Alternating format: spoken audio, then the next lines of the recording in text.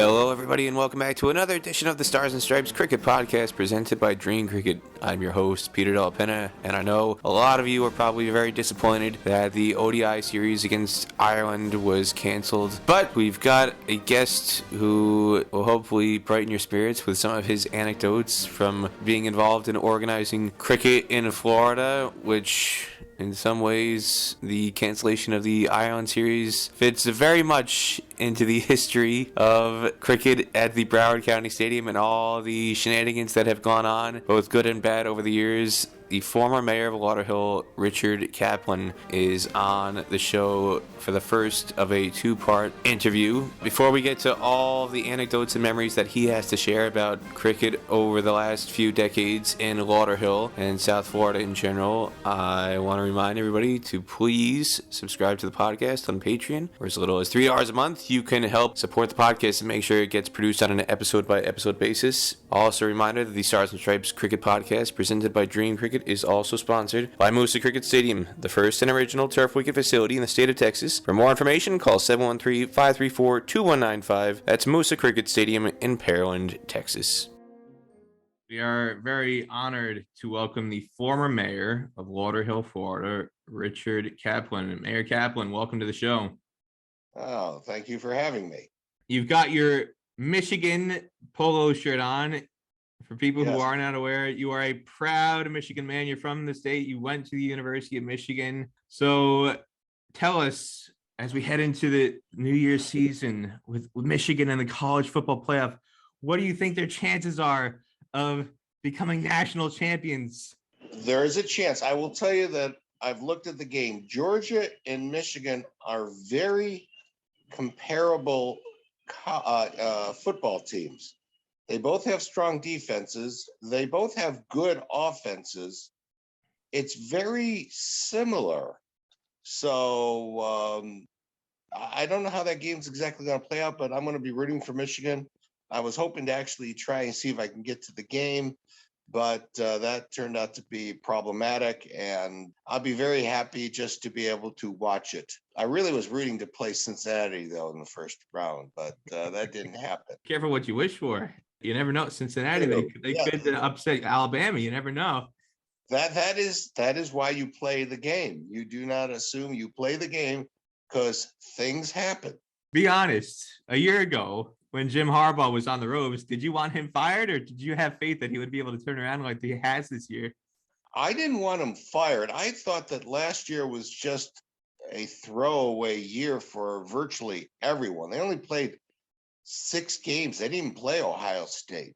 It was horrible. Things were just going left and right, and they forced him into playing games. And honestly, the season could have been canceled. Nobody would have cared that much. It was just a really strange year. Of course, the last 2 years have been strange for everybody. Yeah, and then you got to look at, okay, if you get rid of him, who are you going to get? Do we want a repeat of when Lloyd Carr was retired, and then they try to get like 5 different coaches, and they finally, they got one that did not match, and then then we got rid of him, and then Brady Hoke, which he works well at San Diego State University, but he doesn't anywhere else. I don't exactly understand. Worst case scenario, if Harbaugh wins, the only really good coach I'm aware of is Urban Meyer, and I don't necessarily know if that would be a good idea either. So that would have been awfully weird in that situation. You don't want somebody who's potentially kicking players if they don't score enough touchdowns against Ohio State. Yeah, I don't know what's going on with that whole thing. All I know is there are college coaches which really are college coaches. And then there's some pros that are really pros. And they can sometimes go back and forth, like Harbaugh could play in both. So he was one of them. But then there was, what's his name? Erickson, I think he's now, is it Dennis Erickson? Or there's someone that's right now playing. There's a couple of them.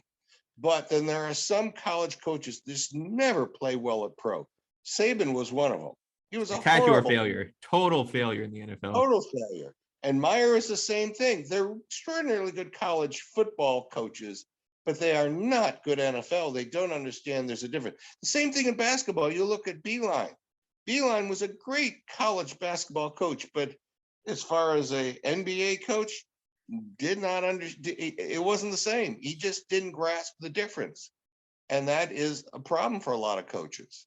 Coach at Michigan right now, basketball, I'm trying to think of his name, tall guy, Fab Four. Juwan Howard. Yeah, that's it. If he wanted to go NBA, he probably could be a very good NBA coach. However, he really loves being a college coach. And there is a certain, I know it's all a business, but when you're at the pro level, it's nothing but a business. When you're at the college level, there is some joy with it too.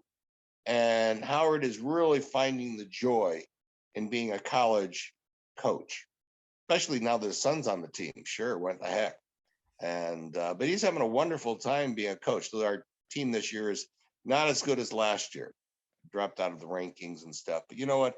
Rankings in college basketball mean absolutely nothing. It's getting into the NCAA tournament in March that makes all the difference, because you could be the last place team, and if you win the national championship, hey, you're the national championship, that champion. That's it.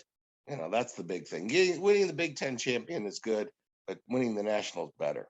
There's still time for Michigan to turn it around this year. Gonzaga, who looked invincible last year and who looked invincible in the early weeks this year, they lost to Duke, and then Duke loses a few days later. Then Purdue becomes number one. They lose immediately as number one. So there's been a very rapidly turning carousel at the top of the college basketball rankings this year.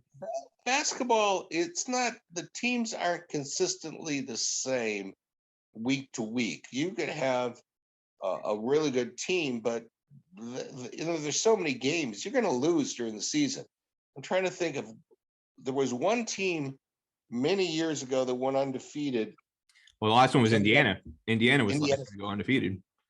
I thought it was Indiana State. No. Indiana. Bobby Knight was the last team that went undefeated. But you've had a couple teams who've made it through the regular season undefeated. So Gonzaga last year, it's an example. Gonzaga was undefeated, went to the national title game, lost in the national championship game. A couple years ago, I think in 2006 or 2007, St. Joe's in Philadelphia had an undefeated regular season. I think they lost in their conference tournament, and then they went to the Elite Eight and lost to Oklahoma State.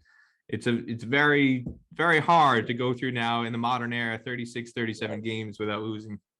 In football, it's been occurring a lot.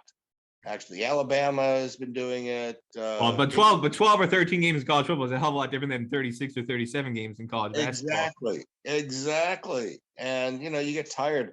College basketball, you play like every 3 days, something like that. So sometimes you do back-to-back games. If you're in a tournament, you play one game one day and play another game the next day if you win, or the day after, something like that, depending on the tournament. The semifinals on New Year's Eve, and then if they win that game against Georgia, they'll be going to against Alabama.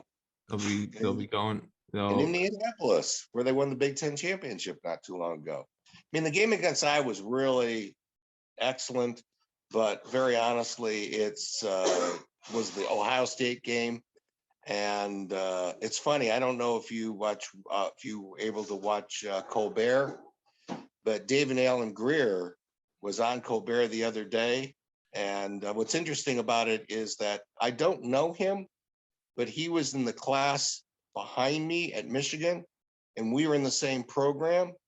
And while I can't remember it, we could have been in the same classes. He was showing what happens when Michigan wins, and he was going absolutely nuts. He won a Tony, and Michigan won the Big Ten championship in the same day, or something like that. And that's how you feel. So, and he said it correctly. He says we could lose every game during the football season, but if we beat Ohio State, we made our season. That's it.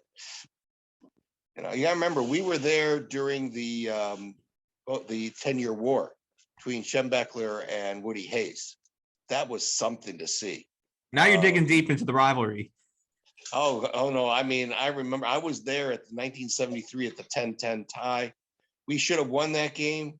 We had another touchdown. They called it back on a clipping, and I was there watching. I said, that's not clipping. That is not clipping. But they called it back, and we should have won that game. And then that game is the reason why Michigan State, until like about a year or two ago, did not get a law school. Did you know that story? You don't know that story. What happened is the state of Michigan was debating about giving a law school, and opening another law school, public law school, either Michigan State or at, I think it was Eastern University. They were debating it. and Michigan State should have gotten it, except that they did a vote because it was a tie.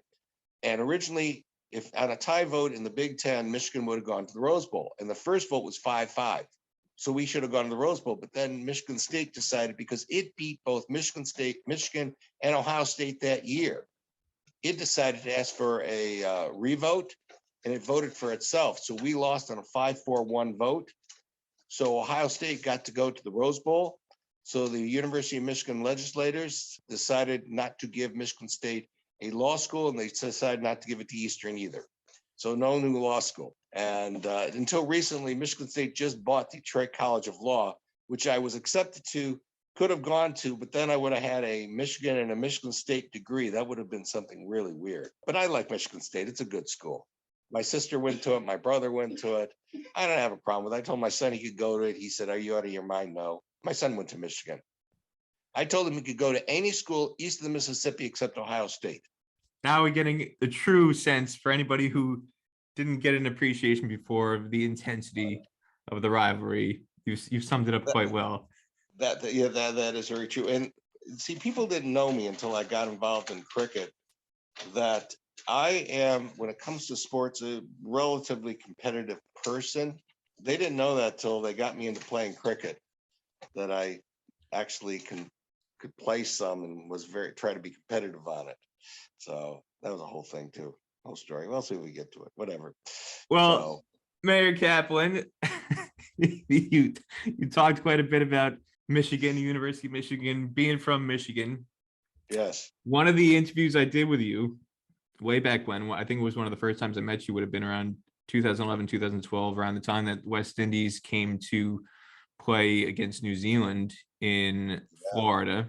And I did an interview with them. And one of the quotes that I look back on and I get a big kick out of is talking about you being from Michigan and being a Jewish guy who moves from Michigan to Florida and gets into cricket. And you say, in this area, to be white and Jewish and playing cricket is not the most common thing you'll find in the world. So tell people who are not aware of your story and your background, how does a white Jewish guy from Michigan come down to Florida and get involved in cricket? And get on a national cricket magazine. Oh, my cat decided to get, my wife's over here, so there goes Rudy. So yeah, and I got onto the American Cricketer magazine. I was on the cover of the first issue. So that was kind of funny. What happened was this: after I finished law school, I came down to Florida. I had a choice. Do I want to stay? I was in Ohio actually at the time at Cleveland State. Could have gone back to Michigan, stayed in Ohio, or moved to Florida because my parents and family, they were somewhat moving there. So I decided to come to Florida because I figured someday I retire. Why am I waiting until basically now to move to Florida? I might as well do it then and enjoy it. Michigan was going through some tough times. Ohio wasn't doing much better. So came down to Florida and eventually bought a place in Lauderhill.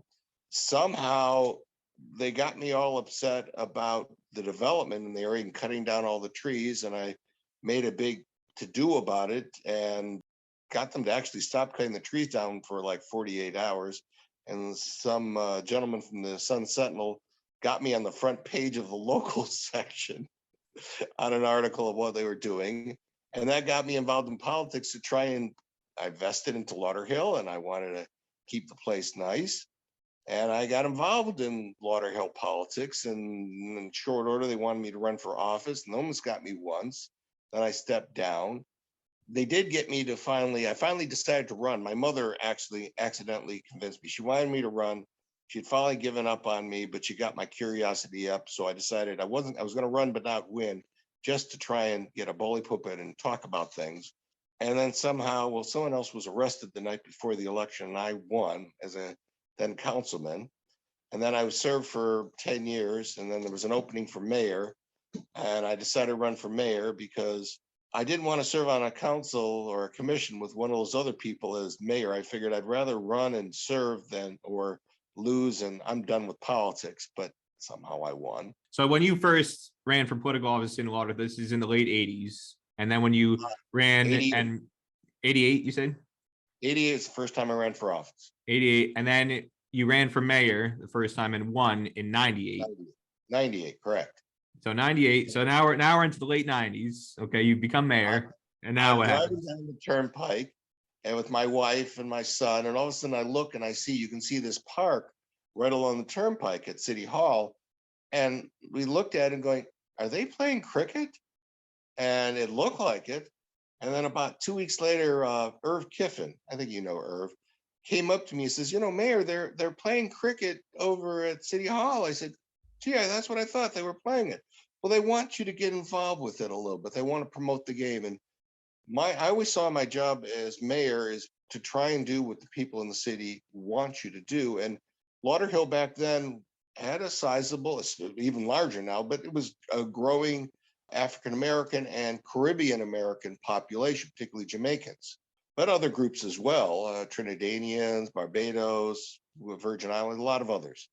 And I said, okay. So they put me in touch with some guys, and they wanted me to play in a game. They were creating this game called night cricket, which I found out at the time, and we're talking about probably about 1999, 2000, the cricket world looked down at anything other than a one day or a test match. That was not the thing to do. But we decided, they were starting to do a little night cricket here and there, and we decided to create a night cricket program. So by the way, when we started, it was 28 overs. Try to get 2 games in a night. Went down to 24 overs, and eventually we got down to 20 overs. And then they created this name T20. We were doing it before they were even came up with the name. All right, so they got me in a cage, and they were bowling the ball to me. And I found that playing cricket or hitting a cricket ball or batting cricket is a combination between baseball, golf, and tennis, which were my 3 sports. I played softball. The ball hits like a baseball. Of course, the bat's a little like a baseball bat. The way the ball comes in is a lot like tennis, and the swing's a little bit like golf, except it's a moving target as opposed to a stationary target. And my stance was really bad as far as they were concerned. And I'm hitting this ball, and they keep bowling it, and they keep stopping and looking at each other, these 2 guys, and they keep scratching their head. They keep trying to correct my stance. And I just keep going back to what I was doing. But I kept hitting the ball. And I finally stopped. I said, is everything okay? He says, well, Mayor, we don't understand. Your stance is really very strange, but you keep hitting the ball. So keep doing it. It's okay. And then they got me into a game, a night cricket game, and I started hitting the ball. I was paired off with another guy, and I hit, by the way, thank God we got a break in there, because I was sucking air. They didn't tell me about running in hockey equipment. That's the other side of it. And I was not a runner. So I was sucking air, and thank God. I hit 9 runs, and my partner hit 14 runs before I was out, or 16 runs. We had 25 runs between the 2 of us. Then I got out, and they had a report, and there's a picture of it, it went in the newspaper. And I hit a bunch of singles and doubles. And I really got to love the game. So I kept doing it, and we started promoting the game. And we started playing, we created a night cricket league that on Friday nights. And I used to play in that, actually. And then we started doing specialty games, like we did a game against the Consul General's Office of Barbados. Jeff Miller, of course. Great story is I hit more runs in that game than Jeff Miller did. Who's a former USA national team player who took a hat trick at one time in I think the 80s against Canada in a World Cup qualifier, and he's got a distinguished career for USA. Yeah, and I did better than him in that game. So I can't live it down. Listen, I played a game in night cricket against the Jamaican team, and against the guy that the previous week had hit a century. And in that game, I was playing slip position, and he hit the ball up in the air, and I caught it. And he had only scored about 30 runs at that point. And he was not happy about it. His team was just was really crucifying him over that, because here's this guy catching, whatever. And so we decided, not just between the play and the game, which I loved, and promoting it, we tried to go a bit farther with it. And we did quite a bit over the years. And that's how I got onto because all the promotions and everything and World Cup and everything, some interesting stories there too. And that got me involved with it. And it was kind of weird, but I was doing what they wanted me to do. And being a competitive guy, I like to play and promote the game. And I didn't know enough that this was something that maybe I shouldn't have done, because I just figured, well, what's the worst they're going to do? Throw me out of office? Fine. Now, be honest, Mayor Kaplan, because you're the mayor. When you went out to bat, were they giving you full tosses just to, get in your good books? Okay, I'm going to tell you a story. This is great. So at one time, there's a team, I think there was the Miramar Masters, a lot of former U.S. team and Caribbean players. They asked me to go down to Peru to play in a tournament against the Chilean and the Peruvian national team. Sean, who was then the consul general to Trinidad, he also went. He is now the ambassador in India to Trinidad, last I heard. And so we went down there, and it was a one-day event, 50 overs. And we were playing, and they had me out there, and eventually I went hitting. I was hitting the ball. I had 9 runs and not out. We won the game. We won the tournament, actually, our team against their team. And I played okay. I pulled a hamstring, so they had a runner for me, but I was hitting. And after the first game, I hit quite a few runs. They came up to me and they said, "Mayor, do you know how fast they were throwing the ball at me, or how they were bowling?" I said, "No." They said about 90 miles an hour. And I was hitting 90 mile an hour. I always get screwed up on the language, so I used my baseball knowledge of fastballs. So what they discovered over the years was I can hit a fastball, no problem. A spin, I have a bit of a problem. You throw me a fastball, the faster the better. And I hit it. And they were kind of shocked by it. So nobody was giving you any freebies. Nobody was saying, "Hey, Mayor, if I give you this full toss and you hit it for 4, I want this budget application approved." They did once in a game give me they threw me a spin, and I totally missed the ball on the first one, and they threw me out, and they said, no, we'll give you another shot. That happened once, okay, because I can't do a spin very well. I played in, I don't know, about a dozen and a half games. Yeah, because I played in that league. That was probably a dozen game per year. So I did like 2 or 3 years, plus a few games in Jamaica and then Peru. I enjoyed it. It was good exercise. Once I got used to running in hockey equipment. You mentioned the hockey equipment. I think that's a fantastic analogy. As somebody who grew up playing ice hockey, I always feel like the equipment I wore, especially the pads, the shin guards, and the thigh guards, like you said, they're completely identical. Yeah, the helmet, everything is identical in my mind. The gloves, again, it's not like a baseball glove. The glove is thick padding like you would have in hockey or lacrosse. Right, it is. So you mentioned the hockey analogy. You talk about golf. You swing like a golf club or a tennis racket, and baseball. There's so many things. It's a great amalgamation of sports. I sometimes have made analogies to billiards, that in terms of the angles and trying to find open spaces. Yeah. Using the angles on it like you would on a billiards pool table. I looked around wherever I was sitting there. Where was the defense set up? So I know that. I mean, you didn't have to smack the ball as far, like in baseball. You could literally just tip the ball off on a small angle off to your left or right because no one was there, and pick up a single. And I would do that. So let me ask you this. What was the most fascinating and what was the strangest thing that you had to adjust to as somebody who was playing cricket for the first time in roughly, you would have been in your 40s at this point in your life? To me, the whole story of how I developed with cricket is strange. Because like you said, here is a white Jewish guy from Michigan, somehow got involved in cricket, promoted it, and become somewhat, they put me in the Cricket Hall of Fame. That's something that nobody I ever went to college or high school, well, high school definitely will be able to ever say.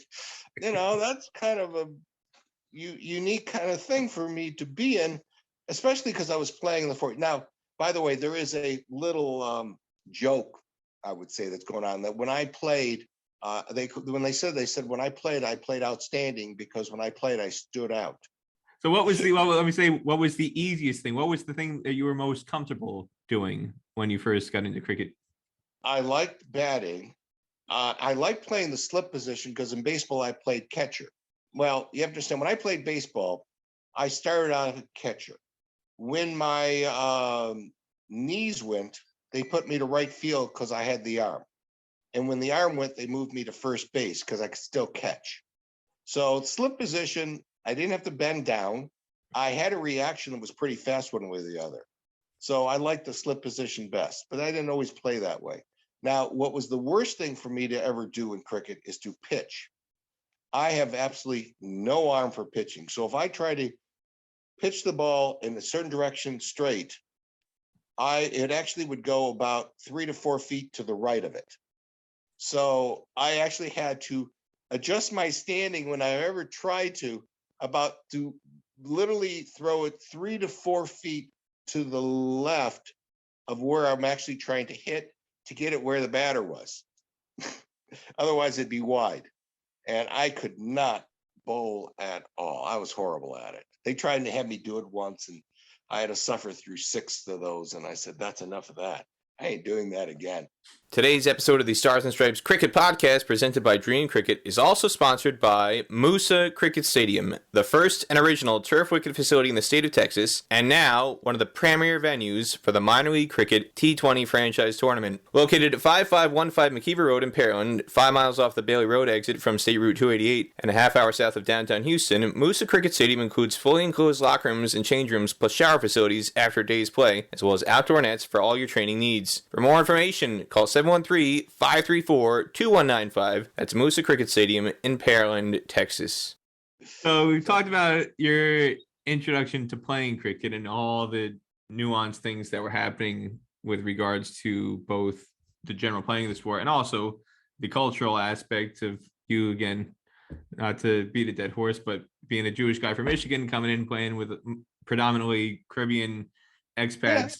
When did it start to register with you that cricket was more than just a game that could be played by locals in Lauderhill, and that there was a much bigger sphere of influence that sport could have within Lauderhill and spreading Lauderhill's message to the world through cricket?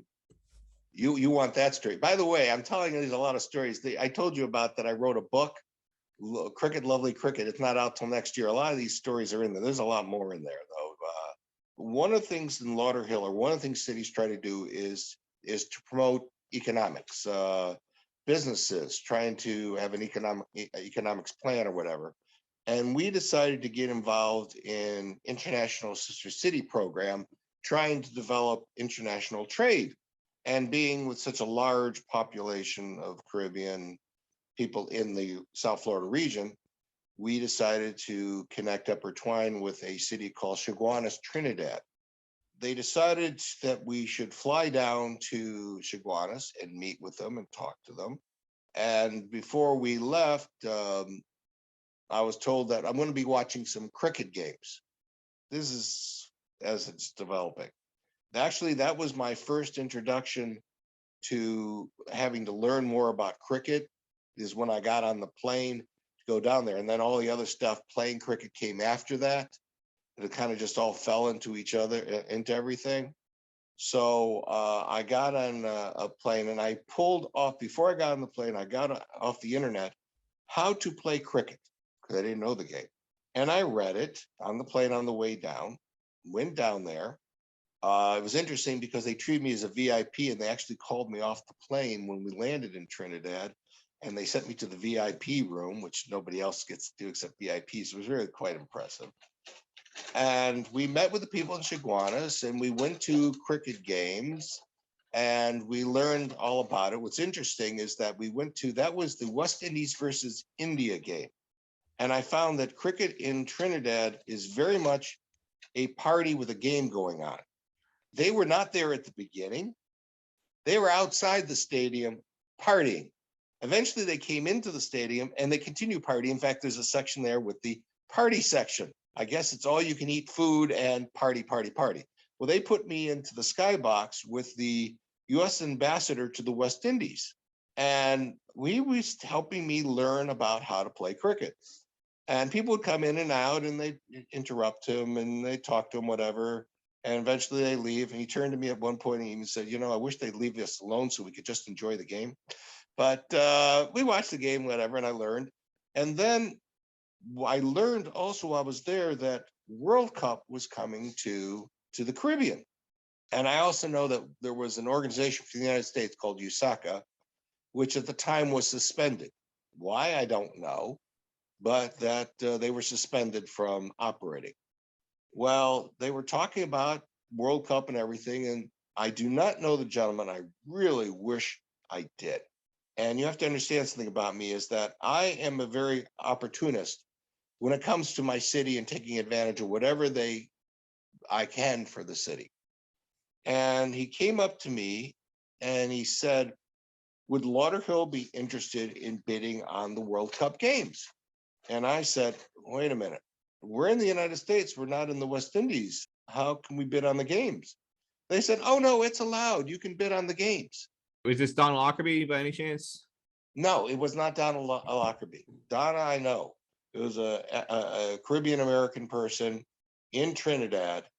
He was in a suit and tie. It was somebody that was somewhat well-connected because I was only really involved with well-connected people. He could have been with the government. He could have been with the WICB. I don't know, West Indies Cricket Board. I don't exactly know, but he asked me and I said, sure, why not? Like I have a clue what I'm talking about. So I made a decision right then and there. We were going to bid on the World Cup games, not having a clue what that involved, which I told one of my commissioners there, Margaret Bates, who was very much a cricket supporter as well. And I told Leslie Johnson, who was there, who then was called Leslie Tropepi. And okay, that's what the mayor wants. Fine. So we did. I went on TV. I told them we were going to. They put me on a TV show or a radio show. I mean, I later came to understand that it was somewhat of a curiosity and a courtesy. Because honestly, we had no cricket stadium. We didn't have a heck of a lot of anything to go on it. And, they also told the Grand Caymans and Bermuda and Bahamas they could bid on the game too. So we're all looking to bid on it, though their bids I don't know what happened. I don't know if they all even submitted. They all fell through. Bermuda definitely submitted a bid. I had talked about this with Don Lockerbie on a previous episode because he was in charge of the World Cup. He was this COO of the 2007 World Cup. And he said Bermuda had a spectacular bid and he felt they were very unlucky to miss out on games. And he talked about USA submitting bids. And like you said, some of these other islands in the Caribbean who were not traditionally considered part of the West Indies, but geographically could have participated in the World Cup if they had the infrastructure that could have supported the event. And they were soliciting bids, but right. Bermuda, USA fell short. Well, just to let you know, I was told, by the way, that at the time why we were allowed to bid is because USAC was suspended and the West Indies Cricket Board was actually running cricket in the United States. So we were considered part of them for the time being, which to me was actually years later, I thought was a great idea. I had no problem being part of them. It made a lot of sense. Okay, so we literally put together a proposal. Now, what people did not realize is that South Florida is the home of major sports. We've had numerous Super Bowls, World Series, Stanley Cup finals. So we have over 60,000 beds, 3 major airports, 2 major seaports. So from a logistical point of view, the only thing we were really missing was a stadium.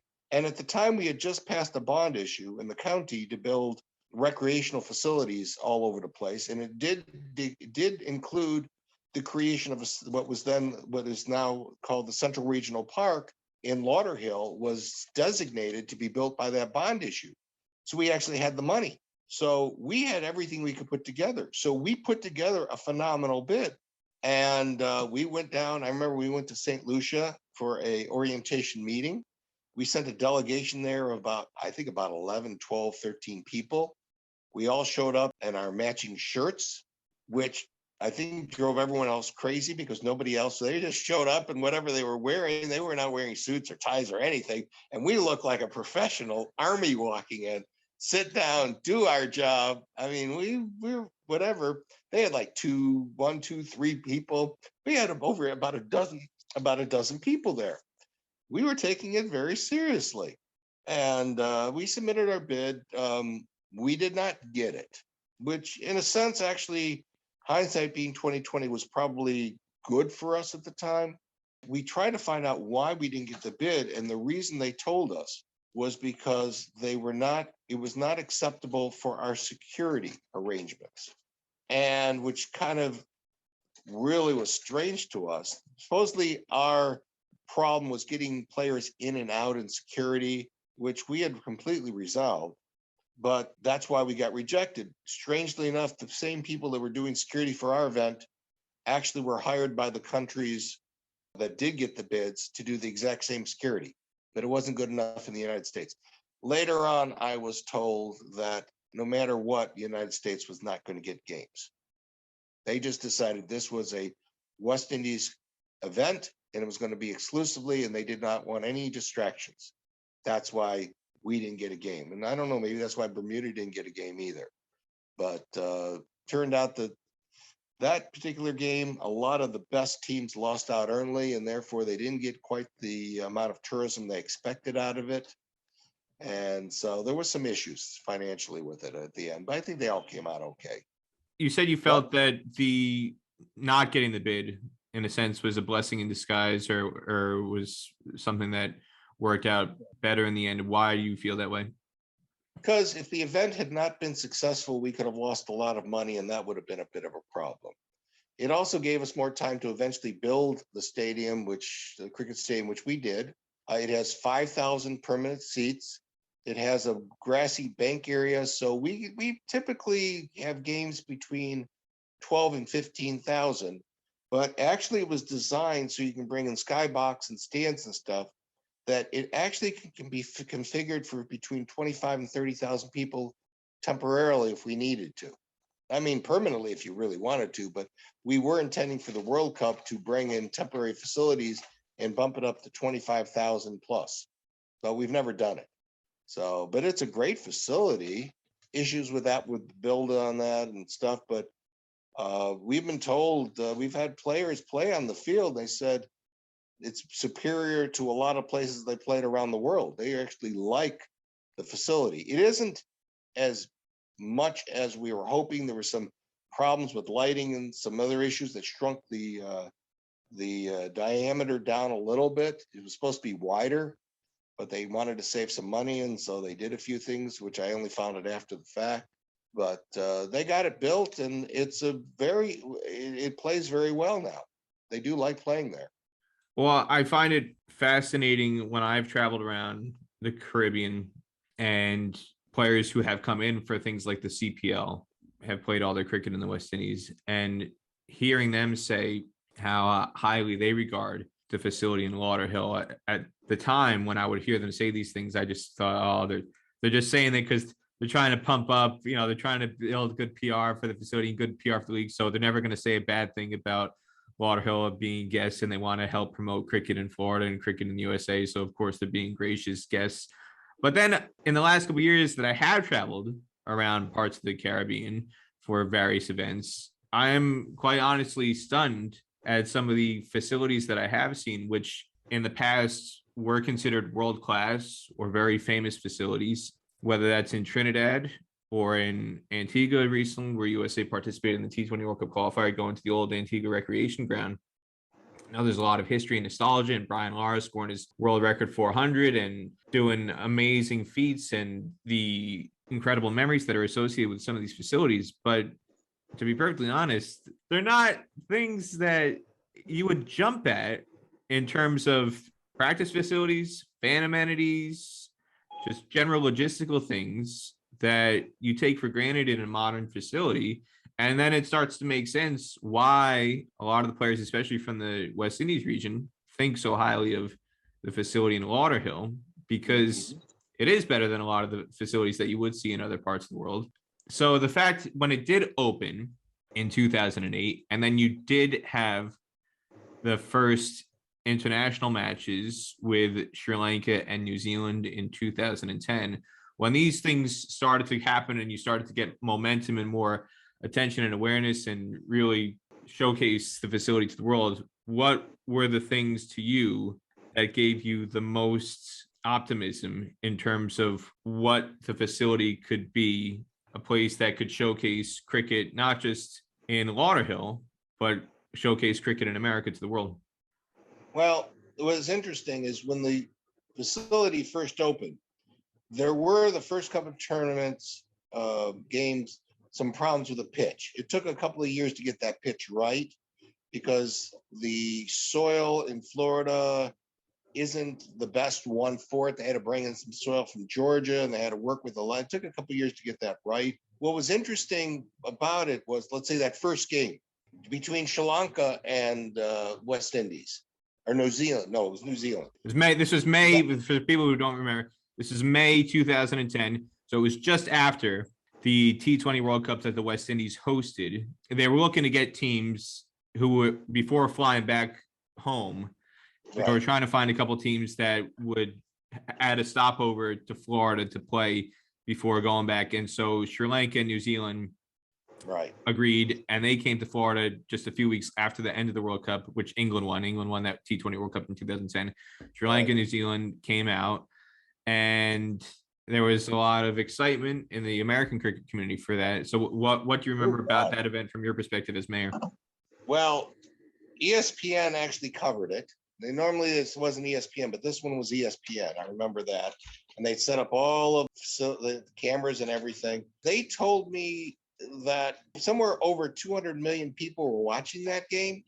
That's a lot of people to be watching the game. And I was so thrilled because the intent of the cricket was to do international development. And here is an international platform that we are promoting Lauderhill.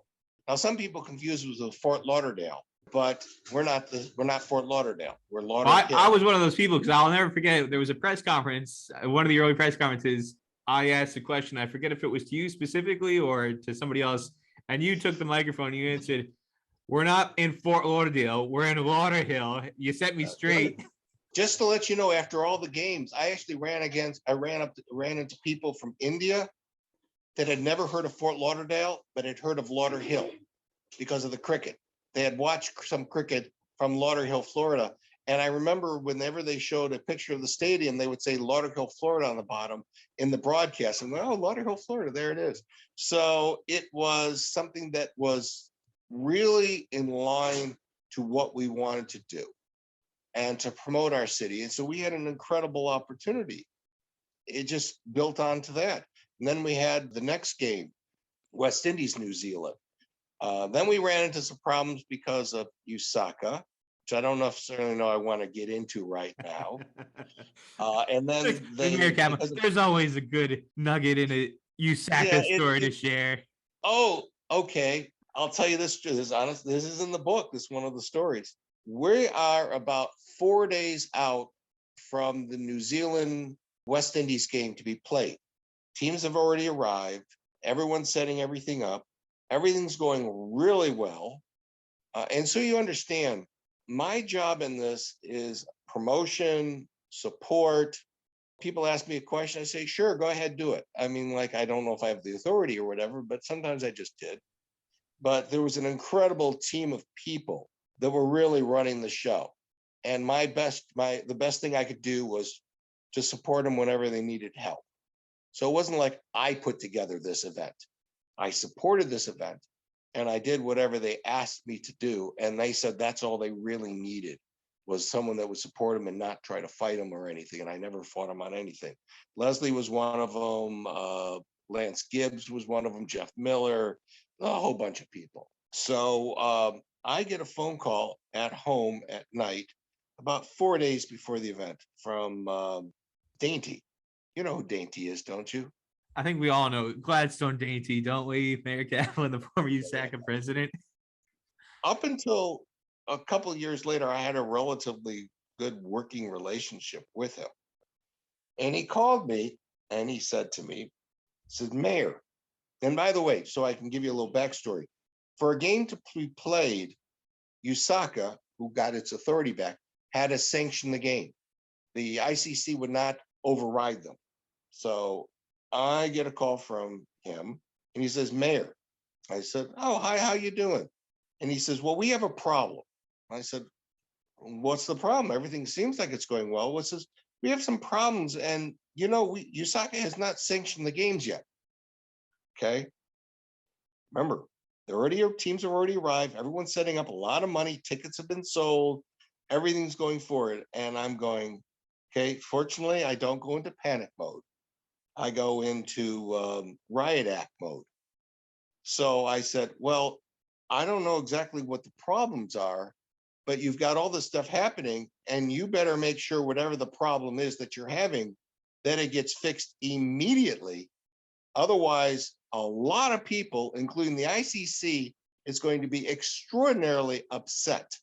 And I don't know if you want to deal with those kind of problems. Well, by noon the next day, the problem seemed to have gone away. I'm not exactly sure what it was, and I'm not going to speculate about it. I have a good suspicion from my years involvement of probably what it is, but I am not going to speculate on what it was. But the games took place. Good. Well, unbeknownst to me, that was the last of the games for several years because USACA refused to sanction future games for quite a while. There was essentially a Pakistan series in either 2013 or 2014 that Pakistan was in line to visit Florida as part of the West Indies. Right. And a lot of people forget that one of the reasons why there was such a big gap between 2012 when the West Indies played New Zealand and 2016 when the West Indies played India was because there were a number of series that were proposed that for some reason or another backroom politics derailed, and Pakistan was one of the teams that was supposed to visit, and it never happened. They were all set. It was a done deal. It was completely a done deal. That game was supposed to be played. USACA just said, we're not sanctioning it. Killed it off. We went to the ICC. They couldn't do anything. We traveled down and met with the West Indies Cricket Board. And we were talking about future games and everything. And then it got to a point and they said, this is easy. We had it all worked out. Games, everything. A group of us was down there in the West Indies Cricket Board. The president then said, the only problem is USACA won't sanction the games. Can you do anything? And we're saying there, no, we don't have any authority. Maybe you can with the ICC. And they couldn't do it. What did happen later on is a couple years later, the group of people that, I told you I'm in the Cricket Hall of Fame. Mm-hmm. And the Cricket Hall of Fame decided to induct me. And that's in Hartford, Connecticut, of all places.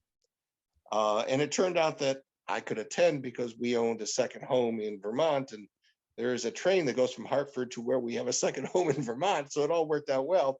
So I went up to Hartford to accept it, and of course had to give a speech. And I gave them a pseudo riot speech, which was, we had this thing, we had these games, we have this multi-million-dollar stadium, and it sits there empty for cricket because USACA won't sanction it. And I'll tell you that the county who owns the stadium is saying we can't let this asset go unused.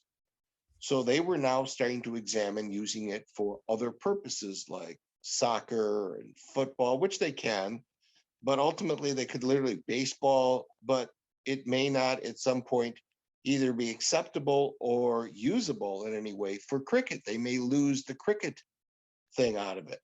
And I told them, do something. I can't do anything more. I'm trying to. That seemed to resonate with people at that induction ceremony. Over time, things started happening. And then the ICC started a whole investigation. They suspended USACA again. They put together another group. And all of a sudden, things started happening. In fact, it was happening so quickly, we were so thrilled. I actually talked to the people of the ICC and said, you know what?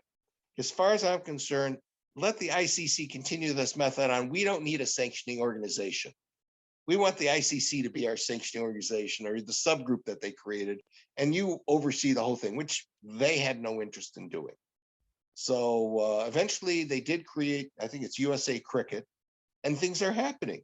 And there's a funny story about it, because when ICC created it, some people with USACA filed a lawsuit against me personally, against an employee of the county and someone else. The lawsuit was, they filed in Broward County. The lawsuit made absolutely no sense. The people they sued had actually no authority to stop the games. They asked for me an order, the judge, that I should stop the game. I had no such authority to stop a game. The employee of the county who runs the facility had no authority to stop the games. Well, these were the CPL games from memory. These were the Caribbean Premier League games, I think, in 2016. Yeah. So for people who don't remember this incident at the time, USACA had already been suspended. This is in the summer of 2016. USACA had been suspended by the ICC. Their sanctioning authority to be able to oversee matches had been stripped by the ICC as part of their suspension. And who flies in trying to file a lawsuit on behalf of USACA is the notorious Kenwyn Williams. Right. Kenwyn Williams, who was the executive secretary, who many people may remember for a variety of reasons. But Kenwyn Williams files a lawsuit and sends a cease and desist letter to yourself and to other county officials.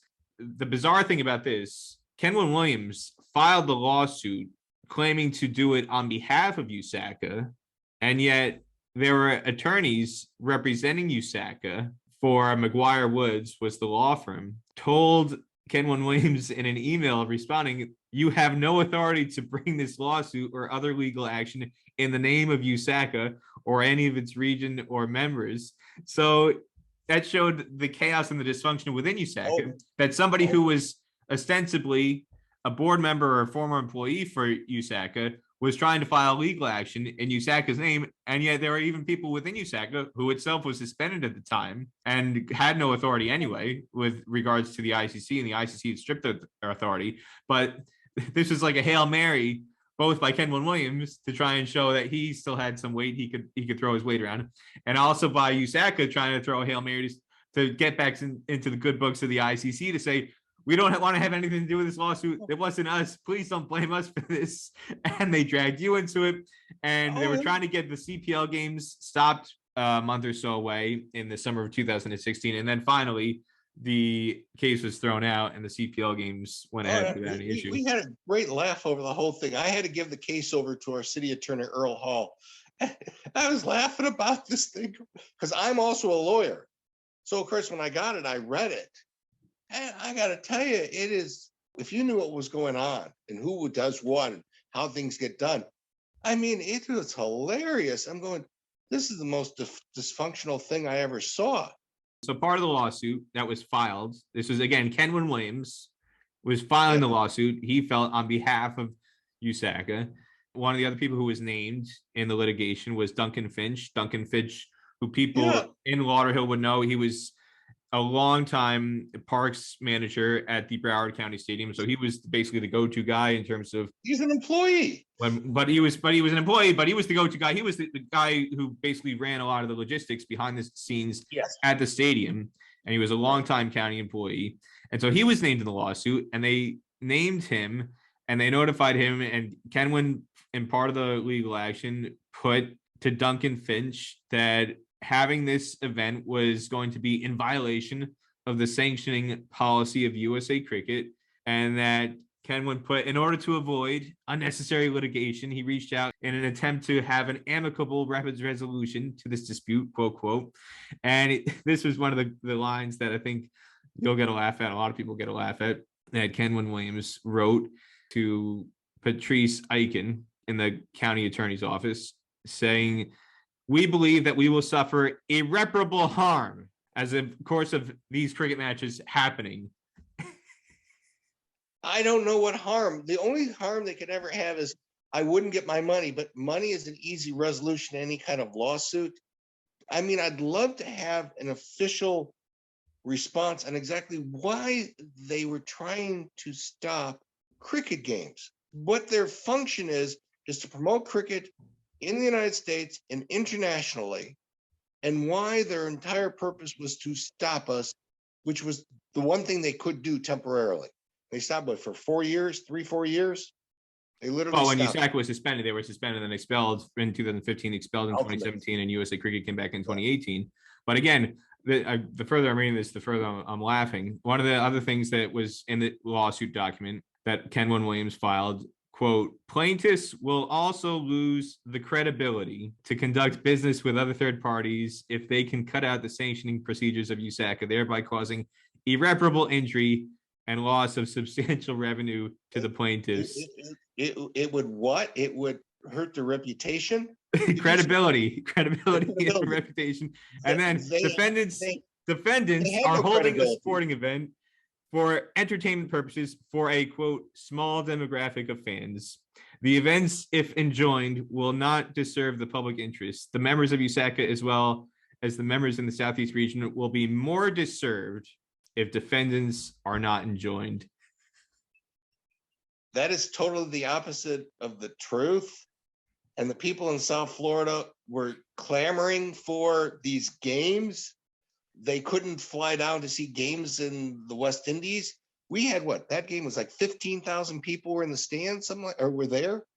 Well, the CPL games had 10,000. They put the capacity 10,000 for the CPL games. And then a couple weeks later, when India and West Indies came, those games were 15,000 capacity. 15,000, yes. So seemed to do pretty good. It doesn't seem to be irreparable harm. In fact, it did a lot of good. Okay, now correct me. I want to remember that game between the West Indies and India. Was that no. When was that game? That was in August 2019, or sorry, August 2016. There was the games in 2016 and 2019, but the first set of West Indies India games were 2016. That was the game. The first game. The second game is a separate story, but the first game is the game where they set a whole bunch of records, T20 records for the most runs scored. How many runs was that game? Do you have that information? It's like you said, it set a bunch of records. You had two players score centuries in the game. So Evan Lewis scored a century for the West Indies. Evan Lewis scored 100 off of 49 balls. West Indies scored 245 for 6. And then KL Rahul scored 110 not out for India, and the game went down to the wire. And Dwayne Bravo bowled the final over to Rahul and MS Dhoni, and I think they needed 2 to win off the final ball.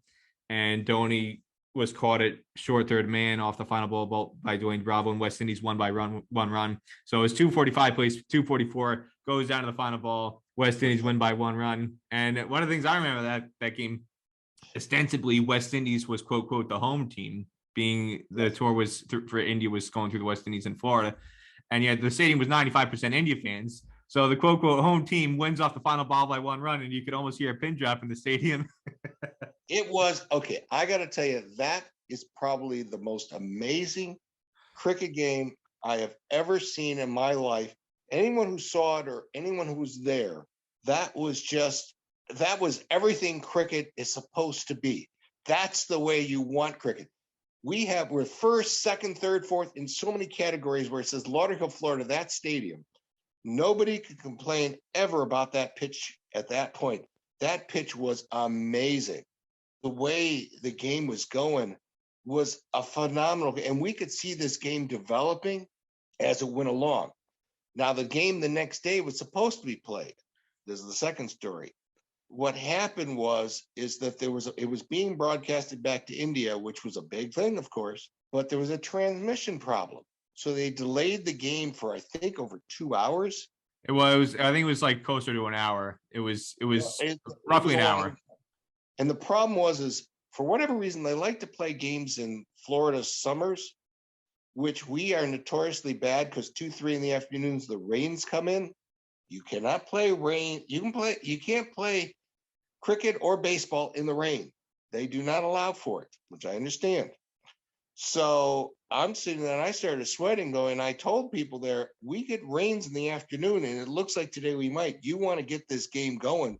You don't want to delay, but no, they delayed it. They finally solved the problem. They started the game. One side got up. I forgot which side got up. And the other side got up and started playing. And it started pouring very close to when the game would have been official. So the whole thing got tossed. If they had started the game as required, they would have got that game in. That was a huge furor and major debacle that came up afterwards. And that wasn't really a Lauderhill fault. It was the fault of the match organizers, because they were so determined to make sure the game was broadcast back to India. And because there was that broadcast transmission failure, they absolutely refused to bowl a ball until the audience in India could watch it, because it's prime time in India. It's 7:30, 8 o'clock at night in India. And they said, no, match isn't happening until we get the TV issue sorted. And then it came back to bite them big time, because I think it was in the second or third over of India's chase is when the rain came down. And unfortunately, one of the issues with the facility at the time, it's since improved, but the drainage was poor, and they didn't have a super stopper to be able to drain the outfield. So all it took was 10 or 15 minutes of rain. The downpour was not very long. And what it frustrated a lot of fans who were at the facility, especially the ones who had come for the first time as India fans, was that it had only rained for 15 minutes, 20 minutes tops. The sun comes out, gorgeous sunshine again. It's a typical July, August, September, South Florida rainstorm that comes and goes, right? And then everybody's expecting play to begin, but there were a few issues kind of on the edge of the 30-yard circle where the drainage was notoriously problematic, and they didn't have a super stopper to be able to drain the field, since they now have a super stopper in Florida, and the drainage is much, much more improved because of that. You can have an hour and a half rainstorm, and you get the super stopper out, soaks up the water, and you can get back out and play after an hour, 90 minutes, and it's no longer an issue. But on that day, there was so much confusion from a lot of fans who were wondering, what's going on here? It rained for not more than 15, 20 minutes. Why are they calling the game off? Because they didn't have a super stopper to be able to help drain the field. And it all went back to the transmission failure. Like you said, if they had just started playing the game, they would have gotten the game in. And so many fans were, especially the ones on the ground, were incredibly frustrated, because the other thing that happened, it wasn't really communicated well to the fans at all in the stadium. There was no announcements made. So people were finding out, watching at home on the TV broadcast. And the only way people in the stadium found out that the game was canceled and there was no result was by looking on their phones. If they were following the game on their phone and were getting a live score on their phone, they would found out. But otherwise, the rest of the people who were in the stadium were left in the dark. They didn't know what the hell was going on. And all of a sudden they bring the presentation stage out. What the hell is it? Why is the presentation stage coming out? Why aren't we getting the game back underway? There was a lot of confusion around that, and it was all tied to the TV broadcast and the logistics, which was such a shame. It was a shame. I mean, I did suggest to him, I said, listen, you can either cut in and stay live, or you can do a delayed broadcast. But no, that's what they had. And they had their cricket board people were all there. And that was the problem. But thank God they had the game before, because that was the best game ever. I don't know, that would be, I don't know other games and how good, but that was as good a game. You can't get any better. And we were overjoyed with the whole situation. So Mayor Kaplan has shared all the successes and sometimes failures and obstacles that the Broward County Stadium in Lauderhill has experienced over the years, with successful matches being staged, including Sri Lanka, New Zealand, and India and the West Indies, but also the failure of matches involving Pakistan to get approval and the obstacles that kept that from happening. We'll have plenty more anecdotes and stories from Mayor Kaplan in part 2 of this interview on the next episode of the podcast, so be sure to tune in next week for that. In the meantime, I want to encourage everybody to subscribe to the podcast on YouTube. You can get the latest episodes of the Stars and Stripes Cricket Podcast whenever they launch, or you can get it in audio format on Apple Podcasts, Google Podcasts, Spotify, Anchor FM, and plenty of other outlets. Until the new year, and I know I'm looking forward to bringing you even better content in 2022, and I hope you'll come along for the ride next year as well. Until 2022, I'm Peter Della Penna, reminding everybody, God bless America, and God bless American cricket.